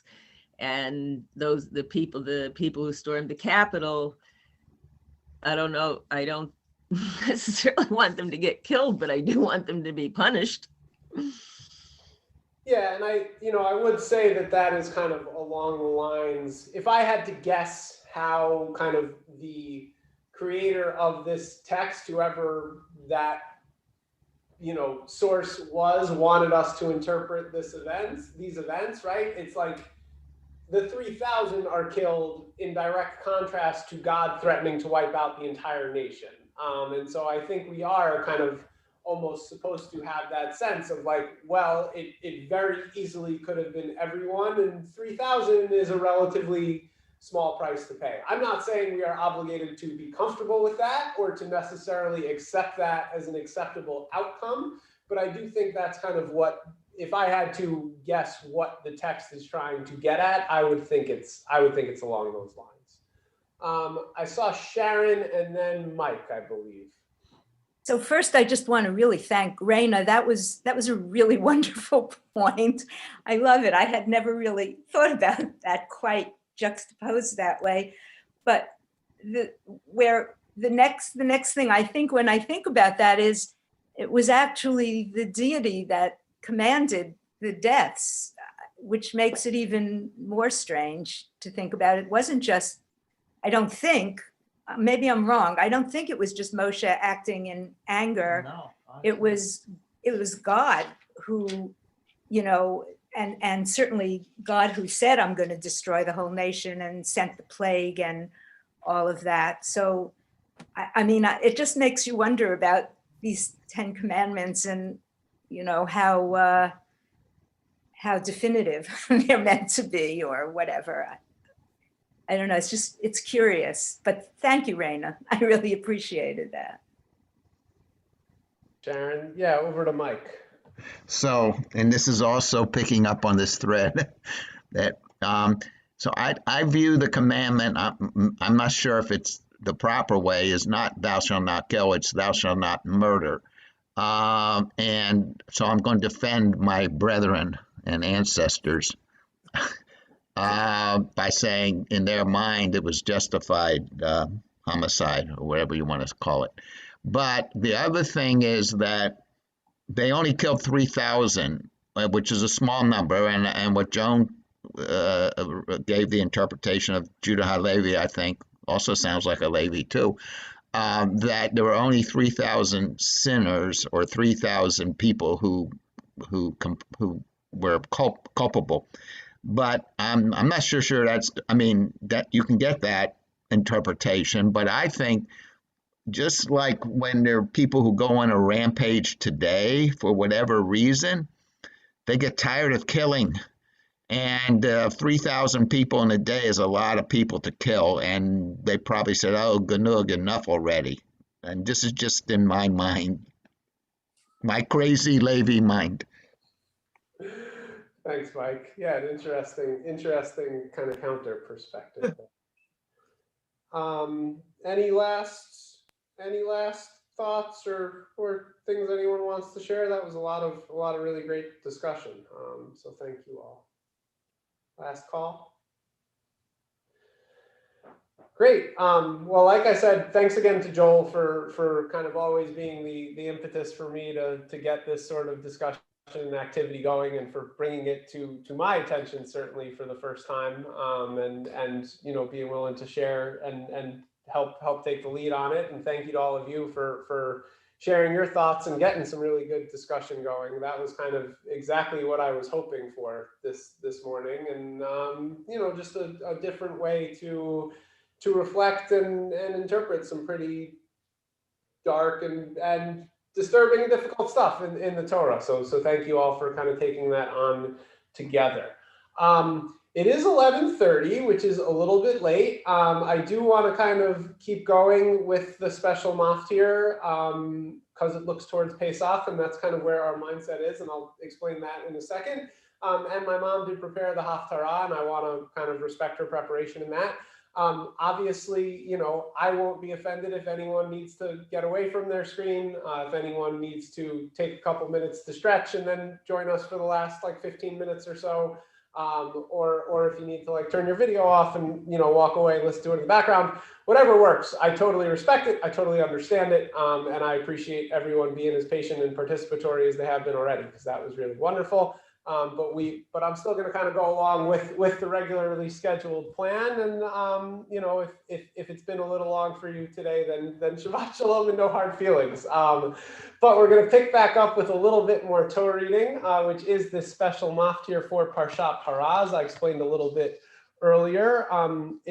We're actually going to turn to the book of Numbers, chapter 19, verse 1. And I guess the real reason I kind of want to highlight it is just because, you know, again, in the scale of Torah ritual, this is a little bit of a weird one, right? You have to find a completely red heifer, and you ground up its ash, and you sacrifice it, and you ground up its ash, and you make it into this special, you know, you mix it with water, and it's this thing that gets ritually impure people ritually pure, but the person who administers it becomes ritually impure.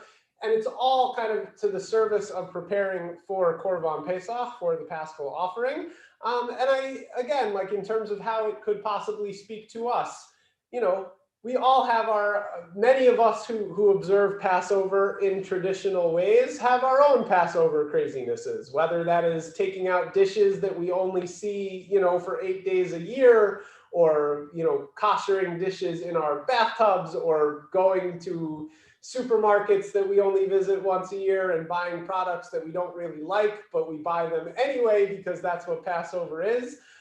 So thinking a little bit about kind of what are the rituals and what are the preparations. And I'm sure that, 3,000 years ago, when this was a living ritual, there were households that said, this is crazy. I don't want anything to do with this ground up cow water, and I don't really want to go to Jerusalem to partake in this sacrifice. And there was other people in the households who says, we have to do this. We've always done this. We're going to keep doing it. And so, that's kind of the reason why I really want to revisit this portion this morning. So, like I said, it is on page, I did not say it's on page 880 in the Eitz Chaim, Numbers chapter 19, verse 1. וידבר אדוני אל משה ואהרון לאמור, זאת חוקת התורה אשר ציווה אדוני לאמור, דבר אל בני ישראל, ויקחו אליך פרה אדומה תמימה, אשר אין בה מום, אשר לא עלה עליה עול, ונתתם אותה אל אלעזר הכהן, והוציא אותה מחוץ למחנה, ושפט אותה לפניו, ולקח אלעזר הכהן מדמה באצבעו, והיזה אל נוכח פני המועד מדמה 7 פעמים. ושרף את הפרה לעיניו, את עוריו, את בשרה, ואת דמה על פרשה ישרוף. ולקח הכהן עץ ארז ועזוב ושני תולעת והשליך אל תוך שרפת הפרה, וכיבס בגדיו הכהן ורחץ בשרו במים, ואחר יבוא אל המחנה וטמא הכהן עד הערב, והשורף אותה יכבס בגדיו במים, ורחץ בשרו במים וטמא עד הערב, ואסף איש טהור את אפר הפרה, והניח מחוץ למחנה במקום טהור, והייתה לעדת בני ישראל למשמרת למנידה חטאתי, וכיבס האוסף את אפר הפרה את בגדיו, וטמא עד הערב, והייתה לבני ישראל ולגר הגר בתוכם לחוקת עולם. And we can pause there with that, and I'm sure we're all glad that is not part of our own Passover preparation for all the other things we have to do, having to find a completely red heifer and just another step of stress that I'm sure we can all do without as we approach the 3-week countdown to Pesach, 3 weeks from tonight, which is very crazy. And I will turn it over to Judy Matthews now, who will read the special Haftarah for Parshat Parah, which comes from the book of Ezekiel. And what we just read is kind of the physical ritual cleansing and purification aspects, and what we'll read from Ezekiel is really the kind of spiritual purification aspects that go hand in hand, at least in the kind of rabbis' minds of preparing for Passover. So I will turn it over to my mom. This morning's Haftarah, if you have an Eitz Chaim, is on page 1287, Ezekiel chapter 36. Thanks, Alex. Just a quick note. Just going from the Torah to the Haftorah and the events of the golden calf. The piece on, particularly on verse 26 for me, when Ezekiel talks about how God is going to give the people of Israel a new heart and new spirit. It's like this whole piece of what happens with moral purification and opportunity for getting closer and the idea of tshuva. Baruch atah Adonai Eloheinu melech haolam אשר בחר בנביאים טובים ורצה בדבריהם הנאמרים באמת. ברוך אתה אדוני הבוחר בתורה ובמשה עבדו ובישראל עמו ובנביאי האמת בצדק. ויהי דבר אדוני אלי לאמור, בן אדם, בית ישראל יושבים על אדמתם, ויטמאו אותה בדרכם ובעלילותם, כטומאת הנידה הייתה דרכם לפני. ואשפוך חמתי עליהם, על הדם אשר שפכו על הארץ, ובגילוליהם תמוה. ואפיץ אותם בגויים, ויזהרו בארצות, כדרכם וכעלילותם שפטתים. ויבואו אל הגויים, אשר באו שם, ויחללו את שם קודשי, ואמור להם, עם אדוני אלה ומארצו יצאו, ואחמול על שם קודשי, אשר חיללוהו בית ישראל, בגויים אשר באו שמה. לכן אמור לבית ישראל, כה אמר אדוני אלוהים, לא למענכם אני עושה בית ישראל, כי אם לשם קודשי אשר חיללתם בגויים אשר באתם שם, וקידשתי את שמי הגדול המחולל בגויים אשר חיללתם בתוכם, וידעו הגויים כי אני אדוני, נאום אדוני אלוהים, והקדשתי בכם לעיניהם, ולקחתי אתכם מן הגויים, וכיבדתי אתכם מכל הארצות, והבאתי אתכם אל אדמתכם, וזרקתי עליכם מים טהורים וטהרתם מכל טומאותיכם ומכל גילוליכם, אטהר אתכם, ונתתי לכם לב חדש ורוח חדשה אתן בקרבכם, והסירותי את לב האבן מבשרכם, ונתתי לכם לב בשר, ואת רוחי אתן בקרבכם, ועשיתי את אשר בחוקי תלכו, ומשפטי תשמרו, ועשיתם. וישבתם בארץ אשר נתתי לאבותיכם, והייתם לי לעם, ואנוכי אהיה לכם לאלוהים, והושעתי אתכם מכל טומאותיכם, וקראתי אל הדגן והרביתי אותו, לא אתן עליכם רעה, והרביתי את פרי העץ ותנובת השדה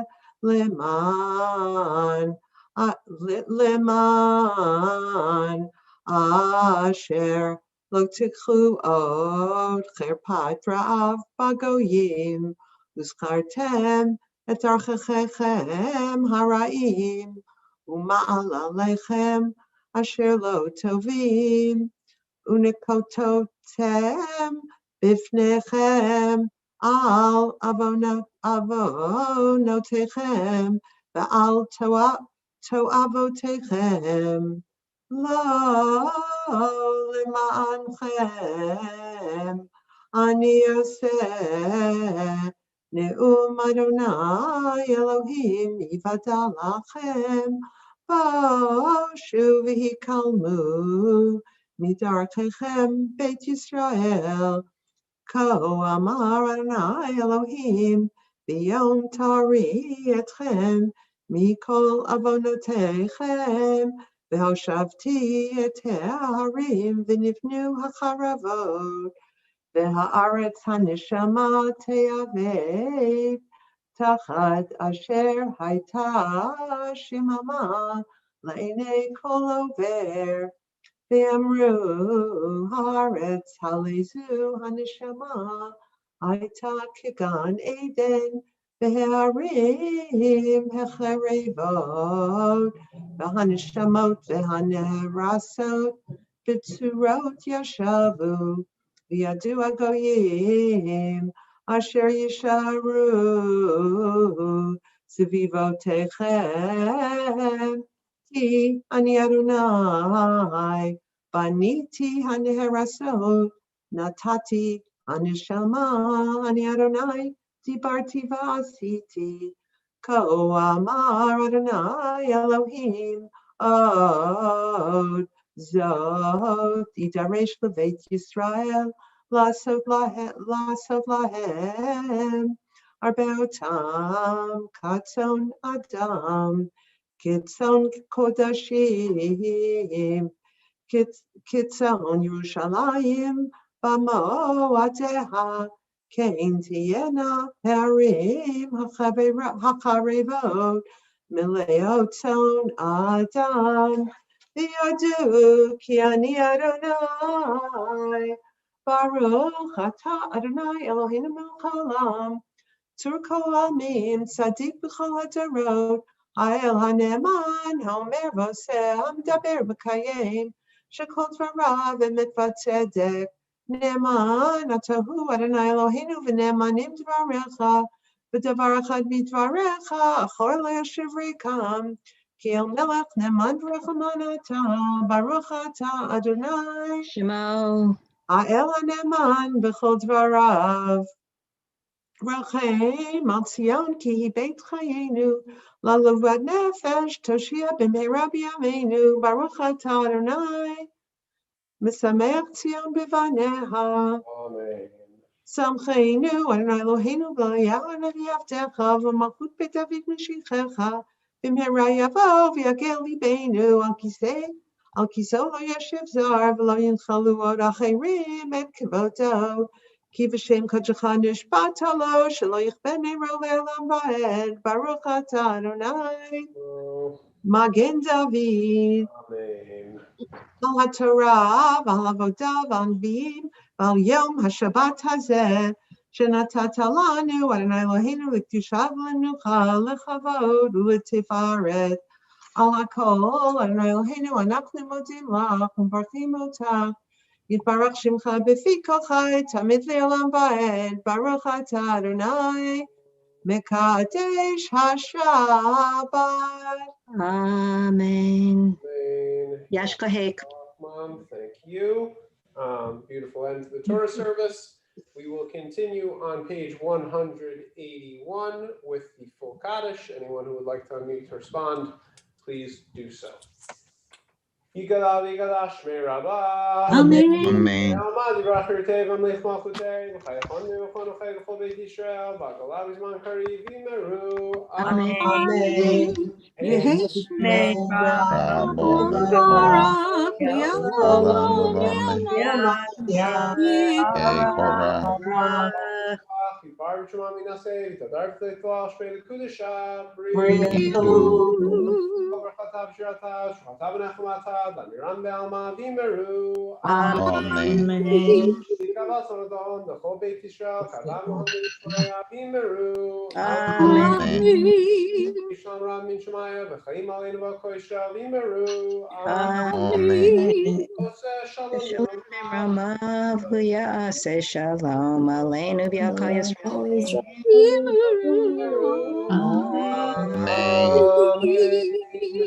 We'll go back on mute and continue with Aleinu, which I will put up on the screen, and we can finish strong together.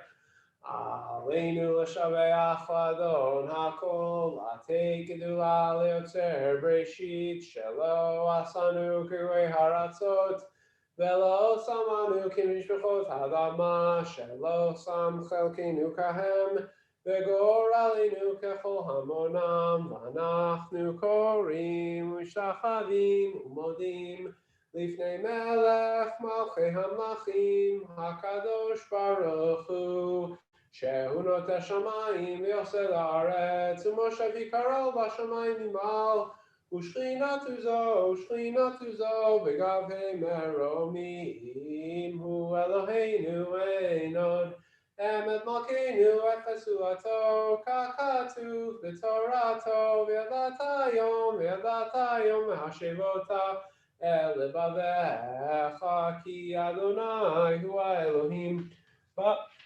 Shamayim Imal V'Haaretz Mitachat Einod Kakatu V'Toratecha Adonai Moch Le'olam Va'ed V'nemar v'haya Adonai lemelech al kol haaretz v'yom hahu yeh Adonai echad u'shemo